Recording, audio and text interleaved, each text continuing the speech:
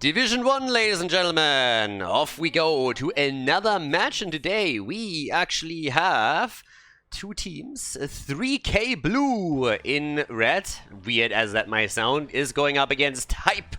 And this should actually be a good one. A couple of these players you've probably seen in some of the semi-pro teams as well. On the left side, here on our first map in the best of 3 series, we got Halcyon on Deathwing, Ricardo Flick on ETC, MXD on Tacita, X-Ray on Ana, and Dino is playing his Zeratul. So that should already be a lot of fun. And let's see how 3K Blue is actually gonna deal with Zeratul. On the right side of the map though, we got the red team with Januxa on Deckard K, Nano on Liming, Pico Toaster on Johanna, Sucombi on Blaze, and Gamberio on Lulnara. So let's go and see who takes the first one in this series. This is actually also the upper level of Division 1.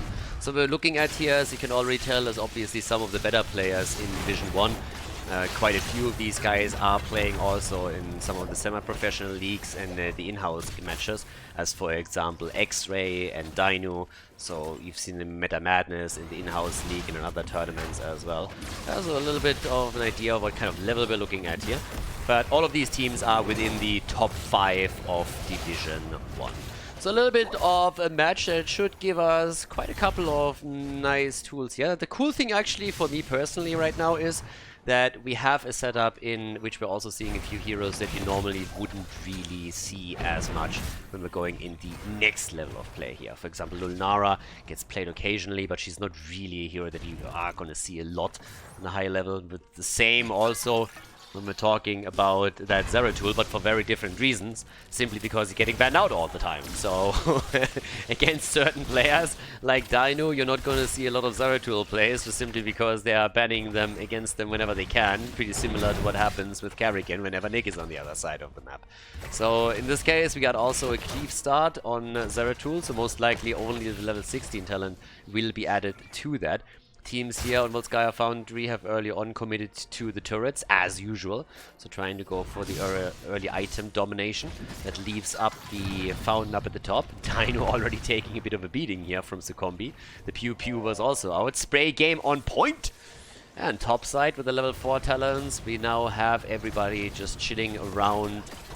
Well, maybe not chilling so much. No, okay. Everybody just chilling around the mech here. It looked for just a moment as if we might see a commitment, as Lunara was at least poking a little bit, but it doesn't really come to that.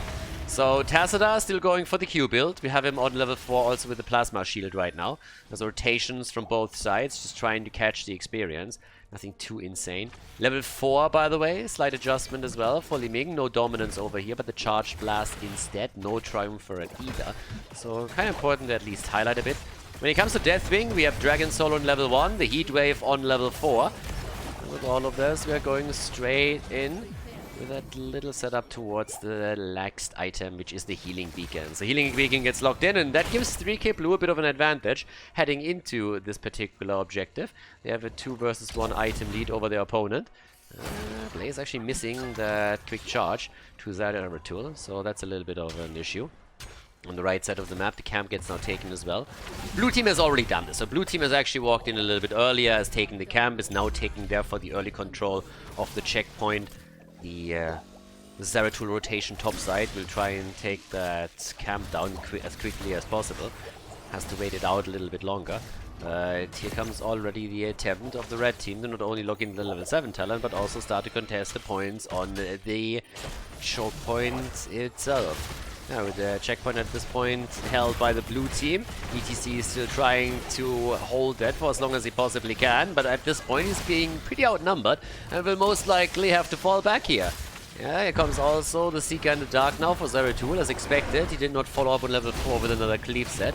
We're only going to see that when his Void Slash comes online on level 16. Misses the Singularity Spike against Nano. That was kind of gambling a little bit for Liming to move topside, which hasn't really worked. So didn't connect that one. But definitely super difficult later to deal with Zeratul. You can already bet your ass on that. Dino is going to try and rip them apart here, and he's already starting to jump in and out and is about to get the kill against Liming. And that's a quick hit right there. Nicely done. Dino with the first blood in the game. Well coordinated by him. Going to try and make another one, but X-Ray saving his ass. Yeah, that would have been a death to the damage over time, but thankfully Ana was ready and could help him out here. Still not really able to lock it in completely. 99% against 0 give them a huge lead, and they're now going for the item to give them another advantage as they're trying to go for the first protector. But already a pretty spicy fight there. Only one death, but still. There's obviously a lot of opportunities for Dino in particular when he can jump in with his Zeratul, which is exactly what he's going to try and do as this continues. But 3K Blue is fighting back, so they're now moving on to the objective themselves. They're starting to accumulate a couple of percentage points. They're still far behind, but maybe they can grab that kill that they need here. Zeratul is at the bottom of the map, turning this into a 5 versus 4 for the time being. But of course Dino is about to rotate after he caught another wave. Starting to jump in. Deathwing comes in. Nano gets immediately annihilated. Zeratul with a big hit. Deathwing goes down. Oh, but we could see maybe another kill here. Tries to chase down Sucombi and is nearly able to... Oh, scratched the nearly. He actually gets the kill and then he's like, ooh, wave clear. Gets the wave clear in. In the meantime, the Protector's already taken. Starting to push through the middle now. Once again, these Dino plays that we are used to when he's playing this particular hero. And all of this is happening before level 10 kicks in. Once that level 10 is there, we're of course going to expect a lot more of this with the might of the Nerazim. Bit of additional wave clear currently. Tacita has rotated down to the bottom of the map. Doing pretty well, by the way, on the stacking. He's currently sitting at 140 stacks at this point. And here comes the attack again. Bam! Lockdown. Ball nearly down. I'm gonna go for the fountain, of course. It's the main goal over here. I need to be a bit careful with these early protectors since they're not really that beefy.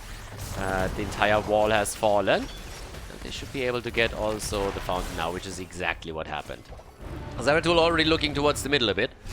He's trying to make his play here. Oh, talk about Zeratul. He's in trouble all of a sudden. Dino needs to be careful and jumps down just in the last moment, but that could have been the end of him if that rotation came just in a bit later. Oh, sorry, a bit sooner than that. Okay, level 10 versus level 10. Both of the teams now looking at heroic abilities. We got the Nano boost and also Archon on the side of the blue team. Hype is playing this quite nicely. Nano boost could be super strong here on multiple heroes. But we also have now another setup. A Dino starting to jump in. Goes for the sleep setup. They're expecting Zeratul to jump in again, but not quite yet. Zeratul goes down. Deathwing trying to chase the rest. Bambi is eliminated as Deathwing goes in and lofts himself some deer. The bunker on the ground as Blaze is trying to keep himself alive. And the fight is still continuing in that choke point. Mosh pit against 2. And there it is. That double kill. Nicely done. Even another one. 5-man white nearly, only living surviving. But let's take a quick look at that last battle here. Just look at that setup with the mosh pit that we see coming through. So at this point, the mosh pit comes in and then it's just time to burn them down. So really, really well played by them. And that was pretty spicy, honestly. That was a really good setup that they just had there. And of course for Deathwing it was just beautiful. Nobody can run away from that Molten Flame and he just sits there and burns them down easy peasy. So job nicely done by them. And that was a pretty neat setup and probably also one of the best moves for them to really take that massive lead that they now have. They are more than now on a level ahead. They're actually 1.5 levels ahead at this point. Level 13 talents, also another reward from that last battle. 25,000 damage on Tacita. It's kind of interesting actually that Deathwing at this point doesn't have more. I felt like during that fight he capitalized on the choke point situation so much. Not only with that last move where they got the double kill thanks to his damage output, but even before that as he was making his way into the opponent's backline and killed Lunara. But that was actually pretty neat there. So let's see how what else they can actually pull off with this. Because right now it's a 7 versus 2 setup. You want to go for objective number 2, of course, but it seems like the red team will be able to grab their own level 13, which kind of makes it still an even fight. Now, of course, with the little caveat that there's no fountain for the red team during the top battle, and that matters a lot. So that actually matters quite a bit. But let's see what else they can do here. Halcyon is already sitting back a bit. Needs to be careful with this Deathwing here too. Ana sits around in the mid lane together with him, but she can't really help a whole lot here. At the bottom of the map, though, a little bit of damage onto Blaze, and even Zeratul doesn't want to jump on this one. Why would he? So yeah, with that said, now we have nearly level 13 for the red team too. And given their position, they might actually be the first team to take a few points on the objective here. This is going to be the second Protector, 13 versus 13 fight. Dino is already looking for a target, jumps in, tries to get the kill. Yeah, and they're already going for the seal, just making sure that Zeratul can't jump back in again. Uh-oh, that could be problematic. ETC is a little bit low, got heavily controlled there. Here comes Archon on the other hand. They're trying to jump in again and push them back as we speak. There's another quick slide. The combo doesn't hit ETC. Deathwing flying in deep. Oh my god, maybe a little bit too deep. That Ford is working overtime right now, trying to take them apart. Dino jumping in, jumping out, waiting his time. Can he maybe go in for something? No. Sleep setup. Liming is dead. Liming down. Nicely played. Up to the top on the other hand. Everybody else is super low. The entire red team is just falling apart here a little bit. They're in so much trouble. They're 2 levels behind now. Then a 5 versus 4 situation. And they're also just 1 level away. Oh my god. With Blaze dying now too to Ana. Yeah, they're 1 level, half a level away from locking in level 16, so there's another big problem. But let's actually see what else they can do here. So, for now, there's our little setup towards the next objective. Or, well, the next item. Bottom of the map, though. Dino is just saying, you know what? I'm kind of tired a little bit of killing heroes here all the time. What I'm going to do now is I'm going to take a few of those structures down. Especially with the next objective in mind, the third one, because that will spawn at the bottom of the map. And taking the fountain down already means a lot, but taking this apart is helping them even more. I mean, Fort is nearly destroyed as all of this comes in. With all of that said, everybody is starting to jump in towards the next objective, the next item. It's just item control, really. So they hold 2 turrets. Does ETC have another one? No, 2 turrets, 1 healing beacon. They got the level 16 icon that also grants them, of course, the Punisher, sort of the Protector topside. I mean, that one was a given. Red team didn't even try to contest it once that the level 16 got locked in, and I mean, why would they? They don't have a chance in that situation, and they know it too. Zeratul is jumping in again, wants the kill. Deathwing is coming in too. Blaze is in trouble. Zeratul has fallen pretty low, but Ana is there for the heals, and is using them vigorously. And Dino's still looking for that kill, though. Coming in. It's 1. Can he get the kill? And it's close. Blaze! Oh! And he gets it. Yeah. Dino, he gets the hit. And is looking for more. Gets locked down. What's another kill? What a fight here again. But yeah, in this case, he actually doesn't get... Oh! He gets it after all! Oh my god. Jumping around the entire time and time again here, even making another approach. The Protector is also still in play and is finally rotating down after every single fort has been destroyed and is saying like, hey guys, let's see what we can still do here. Maybe we can even knock the wall on the keep down. But Jesus, just jumping around the entire time, especially with the Zeratul setup. Putting the pressure onto that backline here and trying it again underneath the keep even. No fucks given at this point. Holy shit. Another kill for Dino. Yeah, it starts to spiral out of control a bit. 12 kills against 2. Now at the top side, Deathwing has, by the way, started to push in, but apparently pushed in a little bit too deep and got trapped on the other side of the wall. So got eliminated there. Not really the best setup for him. But yeah, it's pretty insane. I mean, we're 13 minutes into this game. This is taking place on Volskaya. We have 12 kills against 3. And in addition to that, we're now looking at every single fort wiped off the map on the side of Team 3K Blue. And even the keep already taking damage. So they are sitting far behind right now. We have Liming even forced into Diamond Skin because she's terrified of Zeratul apparently. And who could blame her?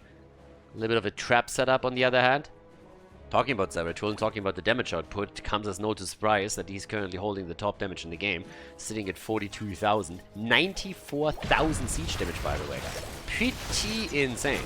So yeah, quite a bit of that. Fight on the other hand is now starting up. That could be a big one. Zeratul is coming in from behind. Wants the kill. Comes immediately in for Deckard Cain. Ana is down. Zeratul gets 1. Can they kill more? Oh, Dino has to jump out here. But again, they at least traded. Supports are all gone. Everybody's a little bit low, and for Zeratul, that means that he can go on a hunt now. Tacita has also been taken apart, though. 3k Blue really fighting back. They got the level 16 talent, but they also lose Johanna in the process. The bunker is down, and it's party time! Yeah, I'm not so much sure about this one. Nobody wanted to party with Ricardo here. Bambi is moving away. Deathwing is flying in again. Nothing more is happening here. Zeratul is currently still tapping at the fountain at the bottom. He's most likely going to try and catch this one. But let's see if he can actually go in for any of them. Good luck with that. Nano trying to just simply jump away. Went for the Ether Walk on level 1 as well. So that could help him to escape after all. Uses Calamity again to put some pressure on. Over here on the other hand, Dino in a bit of trouble. And not going for the kill. Instead, Zeratul down. Li Ming putting the final touches onto this kill. 14 kills to 6, and the red team is starting to make a little bit of a comeback. A little comeback. It's not too much yet, because first of all, they got to deal with this, and let's not forget they're still 2 levels behind. So, yeah, they're getting a couple of kills together. They're closing this gap in experience just by the smallest of margins, but they are still far behind here and have to put a massive effort in if they want to bring this back. So at this point, it's level 20. And what else are we going to see here? A bit of a fight up at the top. I mean, Zeratul is still dead. One of the few things that 3k Blue can do is simply go for items now. Try and take all the items on the map. They have a numeric advantage, so play to your strength. Play to that advantage. And try to at least get an item lead over your opponent. Yeah, Healing Beacon is already taken. Zeratul is back in another 6 seconds. If they can get a follow-up kill right now, that would be fantastic. That might not even be the case. Over here, oh, Blaze is down. Deathwing flies in. Yeah, the dragon might actually be taken down by Bambi. Oh dear. Oh dear. And Li Ming comes in for the kill. So that one's down. What else are we getting to see here? It's now 4 versus 4 on the map, and Zeratul is in. Zeratul is starting to walk right over here to try and get a couple of kills. Keep that gap in experience in mind, though. It's actually 19 versus 20 now, so that's an entire level that you still have to soak, but this is a way better position than they were in previously. So 3k Blue is not out of this yet. Top side, yeah... Camp didn't do too much, so it was good for them. Objective gets pinged. People are like, guys, you are aware this thing is online, right? You do know that. And apparently by now they indeed do. Half a level is missing. And with the camp taking up at the top, that gap is being closed even more. So there is a realistic chance for 3k Blue to lock in a level 20 talent and then fight with Storm talents on both sides. Which is kind of what they gotta do, honestly. I mean, right now we got 57,000 damage for Tacita, who's heavily starting to contest the numbers that Zeratul is putting onto the board. But ETC is the only one that hasn't died yet, by the way, in this game. So yeah, here comes the move. 20 versus 20. That's the moment. That's the one situation in which we could actually see a little bit of action here. So let's see if that works out. Picard is already moving in. Alright, 15 kills against 7. Zeratul is still at the top. Gotta be a little bit careful there. I mean, the idea is obviously to put pressure onto the keep. And as long as Zeratul is sitting there and also visible on the minimap, that's something where the red team will have to react eventually because, I mean, Dino is just pushing this. Dino is just pushing this in, and this is the first catapult. We're 17 minutes in. This starts to hurt a bit, but it seems like the red team just says, fuck it, we need that protector, so let's go straight for it. And that's exactly what we're currently seeing. They're trying to make the play for the objective, but Zeratul is starting to shark in from the top right. So he's going to look for an opportunity to get a kill here, especially, of course, against one of the squishies. Lunara trying to put him out of stealth. That didn't quite work out. Finally happens though. So that's an opportunity for her to get some damage connected. To try and get that done. But there's the protector. Red team gets it as a freebie. But, ooh, Zeratul wants to come in for the kill against Lunara. That hasn't happened. Double jump from Bambi. Here comes the slide against Blaze. He gets body block too, and that is the end of Blaze. But still a little bit of Molten Flame set up. That's a kill against Lunara, and they are on the run. Yeah, that protector doesn't have a lot of fun here. Diamond Skin is in. Nano dodges everything again and moves into the protector. Lunara is down. The escape of Li Ming. Clutch. Yeah, that's IQ 200 play right there. Can't hit me if I'm not on the map. Oh, the turnaround against Deathwing. Nicely done. Couple of cool plays here for sure from the red team. They're still trying to take Zeratul down, but even with the Protector, they can't prevent the keep from falling. So a little bit of a dark hour for them. And yeah, defensive Protector. Problem is that the Protector is over and the old man is trying to run, but that's not happening. And that's a kill. Nice, good job. Nano really trying to bring it to Dino. It's actually pretty cool that he was able to make that happen. Obviously, once that Liming pops out of the Protector, it was hunting season again, and Zeratul was trying to go for the kill, but did not quite work out that way. And now they can actually defend here. So they have actually a chance of starting to push this back and defend for now. Blessed Shield comes out, they want the kill, and they should get the kill against X-Ray. He's so low already, and yes, that is it. Nano with a couple of really, really nice moves here. Down here, Ricardo Flick, also about to go down, I would assume. Well, maybe not. No, nice repositioning from Lunara. And that's a kill for sure. Tacita is also going to fall. It's just a matter of time. First of all, he's down. Tacita now also eliminated. Let's take a quick look at the Liming play, because that was actually really, really nice what we just saw. Oh, actually I screwed up. Sorry, I just deleted the replay. Yeah, a bit unfortunate, but that Liming setup from Nano was actually fantastic. Now they need to make sure that they don't lose the top keep though. So that's the next problem. Be a little bit careful about that. Yep. There's our little setup right here, with Deckard Cain being the one. Hits the catapult with the wooden stick, and for some reason that works, but hey, I'm not here to question things. On the left side of the map, more items are taken. And honestly, that's the exact play that 3K Blue has to make, right? We talked about this previously. If you have a numeric advantage on the map, take map control. Take the camps, take the items, take whatever you can. Problematic is that Zeratul is now using that to go to the top and take that keep down, and that's going to be the second keep that falls. So the pressure is definitely still on 3K Blue. They have barely managed to survive. But now that we're heading into objective number 4, they need to win this fight early. They can't really stall it out. If that fight gets stalled out, then they're going to lose on lane, because the catapults will take the core down. So they need early kills, they need quick kills. In an ideal scenario, an isolation kill against anybody on the map would be great. But this is going to be dangerous, and they know that too. So they take the items, which is what they should do. At this point, you want to take your own mercenary camp so that they safeguard the lanes a little bit, and also push the lanes themselves out. But again, isolation kills would be great, and Dino needs to be careful. He of course wants to go for the big play here, but at the same time, if he goes a bit too deep and falls, then this would be the perfect scenario for the opponent to bring it back. And they've pretty much done that already throughout this entire game in pretty impressive fashion. I mean, top damage is still in the hands of Tacita, but just look at the Liming output. She's sitting at 79,000, so she's actually starting to contest that.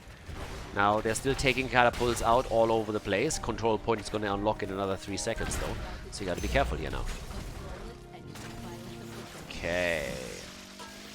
What do we get here? Yeah, off we go. And there we have it. Nano. Oh, the Zeratul kill comes in. Yeah, nice opening kill from Dino. That was an important one. Liming eliminated. She took him down in the last fight. So, yeah, bit unfortunate. Here comes the setup on the other hand. No, gets interrupted. They got Cain, not with the stay a while listen. Instead, another kill against Jaluxa. And it seems like this is going to be the end of at least this fight. Yeah, Dino comes in again, gets the kill against Bambi, and this is a great one.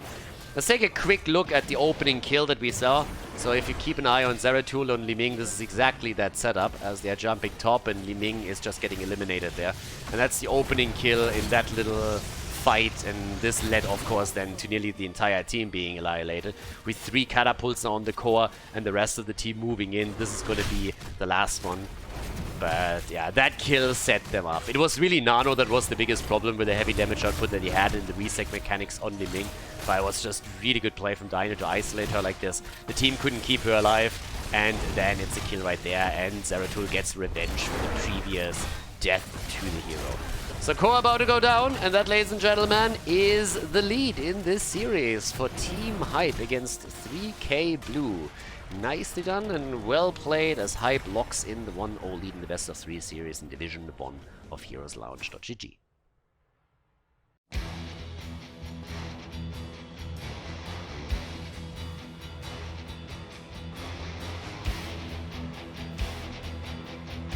Game number 2, Tomb of the Spider Queen, ladies. That was a pretty good game here from Hype, and well, not sure what to say, but Zeratul played by Dino, that ban got banned out obviously very quickly. Now we're heading into game number 2 in Tomb of the Spider Queen with Halcyon on Tyrael, we have X-Ray on Rexa, and we got Khaldor played by Dino. So we actually have a pretty interesting hero to observe in this one. Ricardo Flick on Maiev and MXD on Deckard, so all pretty much on the setup side for Khaldor, who's the only range damage dealer for Hype, so they go full on mage with Maiev up at the front, trying to lock them in. Deckard Kane with a bit more CC. 3k blue on the other hand on the right side with Gamarillo on Hanzo, Picatoste on ETC, Yanuxa on Malfurion, Nano on Tassadar this time, and Sucompi on Urel in this game. Alright, this should be a fun one. Honestly, I like that we have Khaldor in here. And it starts with animal abuse. Immediately, Misha goes down. An unbearable start into this game. But, well, it's just what we have to deal with at this point. So, Rexa is currently at the bottom of the map together with Urel, the Space Goat, going up against him. Gonna keep our eyes on Dino as all of this comes through. So let's see if they can actually make Khaldor work. Now, the argument against Khaldor is obviously just simply, well, one of the main reasons is his hit point pool. Not even in Meta Madness was the hero really played, and the reason is you can simply take him down too easily, especially when your team doesn't have enough to protect him. But on this side, there's a lot of CC to try and keep Khaldor alive. And there are not really too many agile heroes on the other side. It's not like there's a Genji or a Tracer or anything of the sorts. Like, it helps a little bit. Also, when it comes to stun setups, I mean, there's still this ETC plus Malfurion combo that is, of course, quite dangerous if a power slide comes in and Malfurion lays down the lawn. But still, given all that's considered, it's a lineup that you should be able to deal with if you stay far in the back and let the rest of the team just simply protect you here at the front. And that's pretty much what we can more or less expect here. So now as all of this starts, we got 20 stacks already for Tassadar. We saw already on the last map how strong he actually can be in a setup like this one, if he gets the stacks together and just gets the Q connected. The early camp allows for a push through the middle. Hasn't been taken yet from the red team. Hanzo comes in as well, and that's actually a massive push through the middle. It's a full 5-man setup that we're currently seeing here. They're trying to make the play for Dino, trying to take Khaldor down with the Space Goat jumping in from behind. Now this didn't really do as much as they probably hoped for. There we go. Okay, setup is in. Picatoste goes down as well. Rexa in this case also with the Regeneration Globes. I mean, one of the best maps, obviously, for Regeneration Globes, right? So if you want to go for something, make sure that you get the Hunter-Gatherer here. Animal Husbandry is kind of fun and was good when Rexa first made it into the meta, but at this point, players just know too well how to deal with him, and you usually don't risk anymore to go into Animal Husbandry. So just trying to get the Globes together so that you get the extra armor for Misha and Rexa is kind of what you do most of the time. But either way, turn-ins are already there, so 3k blue is trying to make it happen. Picatoste is already moving out in an attempt to lock Khaldor down.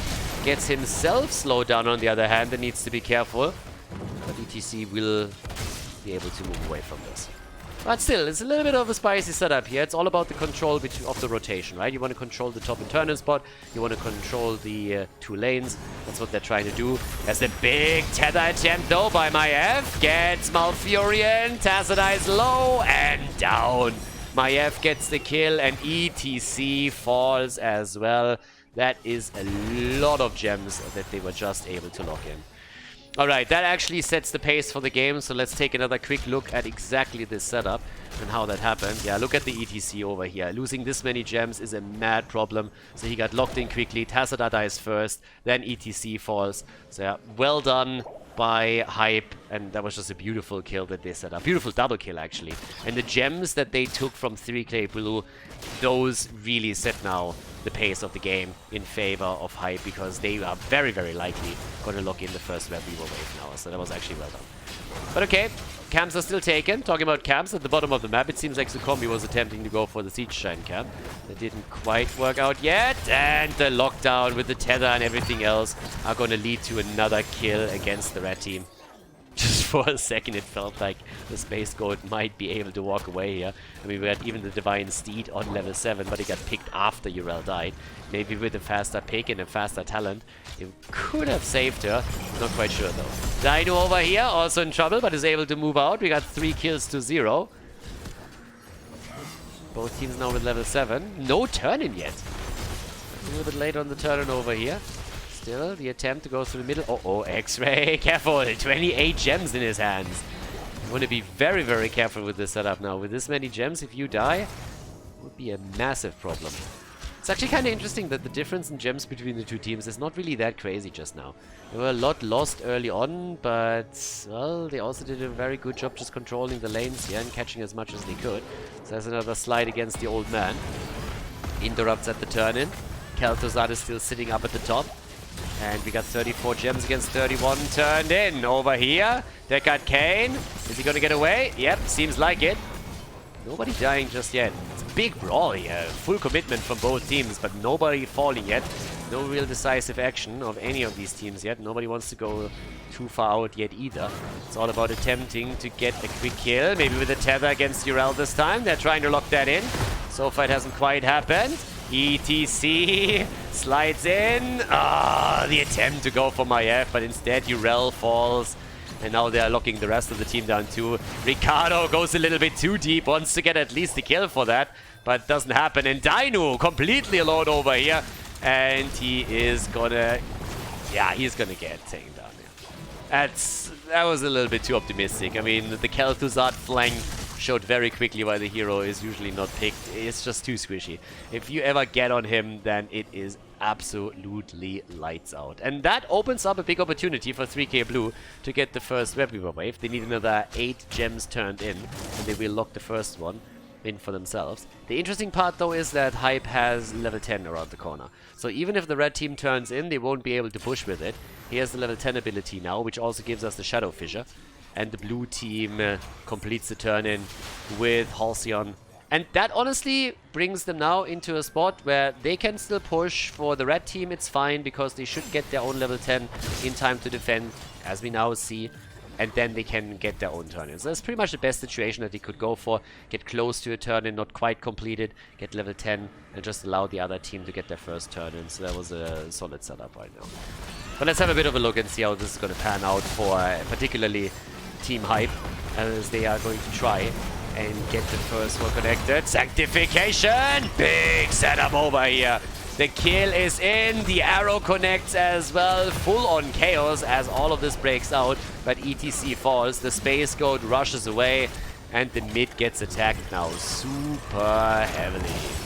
Yeah, seems like this could actually lead to the first fort being destroyed. And honestly, it might not even be the middle. At the bottom of the map, yep, there we have it. The fort goes down and even more setup in the middle. Tassadar got annihilated. And that doesn't bode well for the red team. Not at all. 3K Blue, 2 kills against 6, and they're falling a bit farther behind now. Even with the level 10 abilities, they couldn't do too much here. Top side, we're seeing the attack in again. And another fort is down. That's 3 forts eliminated with the first Web Weaver wave. Holy shit. They've been beasting this one. Getting the 2 kills that they got helped, of course, a lot. They also had the mercenary camp pushing through the middle, which enhanced the mid lane push even further. But damn, that was not an easy one. Look at the discrepancy also in damage output. 15,000 for Maiev, 21,000 for Hanzo, 18,000 for Tassadar, and it just doesn't matter because they didn't get the kills in. It's a huge problem. Okay, so with that now another turn-in attempt, and they got 71 gems. They definitely have enough. Picotaste is trying to somehow prevent that from happening. Red team turns in first, but here's the fight. Dino survives, or does he? Well, for now he does. They're still trying to go for the battle. Yeah, big battle actually. Oh my god, nobody is dying. Massive damage dished out from both sides, but nobody falls as the red web weavers are coming down. 4 versus 5, by the way, as bot side X-Ray was taking it. He's at 50 gems. X-Ray is at 50 gems at this point. He pretty much has a turn in all by himself. Needs another 5 and he can turn in solo. Level 13.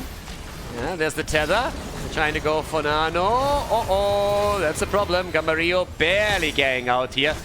Yeah, Nuxa, on the other hand, he also needs to run. Thankfully for him, there's no stun left, but the problem is that Nano is a little bit too deep, and he gets annihilated. And ETC, yeah, he gets tethered, and he is... Hello? Thank you. For a second, it looked like he might be able to walk away. But yeah, not quite. And that's kind of that. So that was actually a lot of damage that was dished out, a lot of gems also lost. And not a single fort has fallen, so that's a huge problem. Urel over here, the Space Goat, is also trying to get away. And might...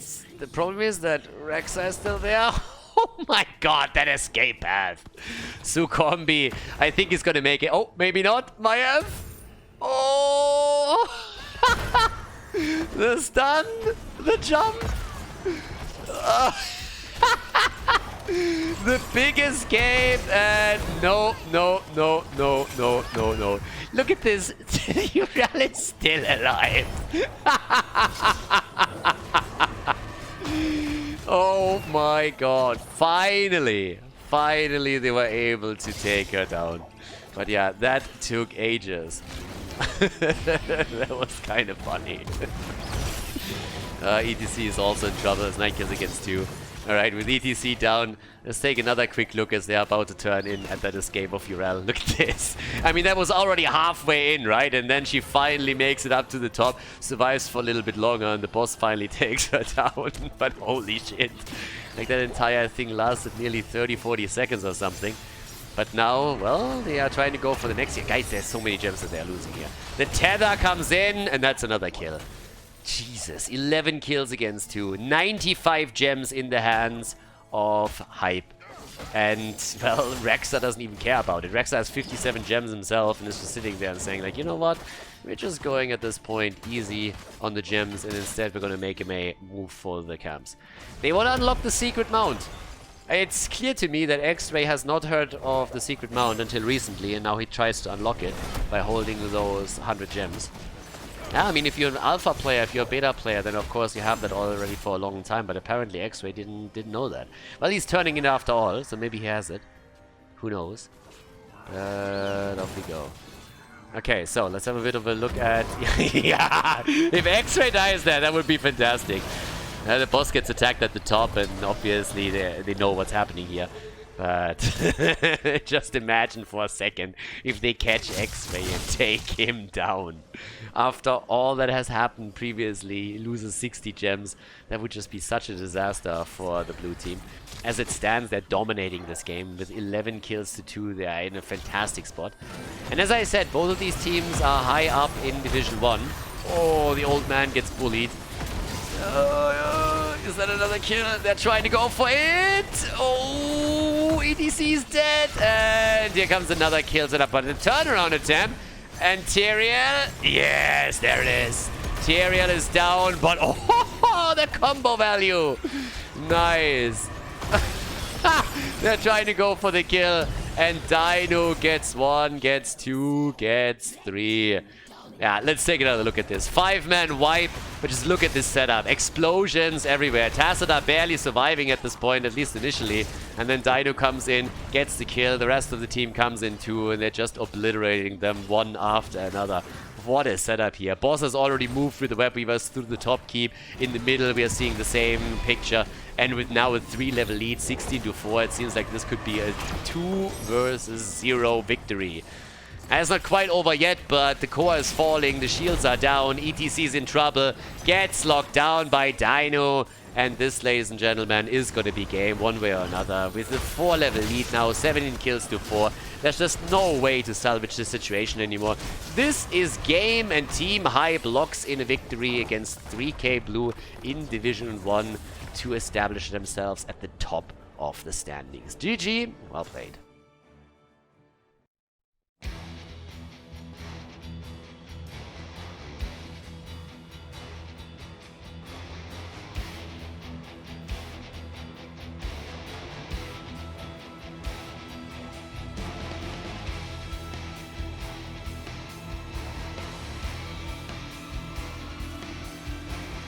Thank you everybody for watching the video today. I hope that you enjoyed the show and the commentary. And keep in mind that the spoiler protection that is going to run for the rest of the video is made possible by all the support on patreon.com. So guys, if you want to support my work, if you want to help me start new projects and keep the spoiler protection in place, please consider heading over to patreon.com/Khaldor. There's also a link in the YouTube description, and check that out. Thanks in advance, and see you guys next time with more esports coverage here on Khaldor TV. Have a great day.